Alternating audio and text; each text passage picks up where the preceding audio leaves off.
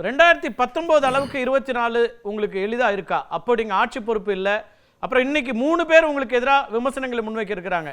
அதிமுக கூட்டணி, பாஜக கூட்டணி, நாம் தமிழர் எல்லோருமே எதிர்க்கக்கூடிய ஒரு இடம் இருக்குன்னா அது களத்துல, பரப்புரை களத்துல ஒரு பெரும் சவாலா மாறி இருக்கா? நிறைவு கேள்வி. இல்ல 19ல நீங்க பாத்தீங்கன்னா இதே கூட்டம் தானே எதிர்க்க, ஒன்னும் பெரிய வித்தியாசம் கிடையாது.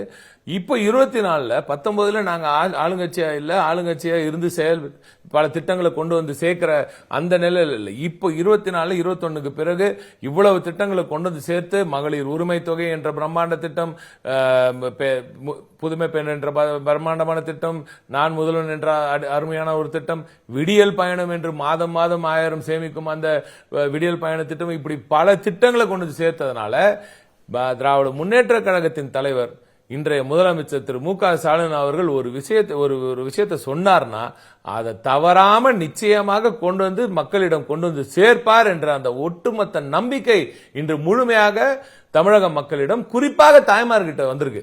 எனவே நீங்க பாருங்க, 19 விட மிக பிரம்மாண்டமான வாக்குகள் வித்தியாசத்தில் 40 தொகுதிகளிலும் திமுக கூட்டணி பிரம்மாண்ட வெற்றி பெறும். ஓகே, எதிர்கட்சிகள் ஆன்டி இன்கம்பன்சின்றாங்க, நீங்க ப்ரோ இன்கம்பன்சி எங்களுக்கு சாதகமா இருக்குன்றீங்க. வாக்காளர்கள் என்ன முடிவு செய்யறாங்கன்னு பார்க்கலாம். உங்களுடைய நேரத்தை ஒதுக்கி எங்களோடு உங்கள் கருத்துக்களை பகிர்ந்து கொண்டமைக்கு மிக்க நன்றி.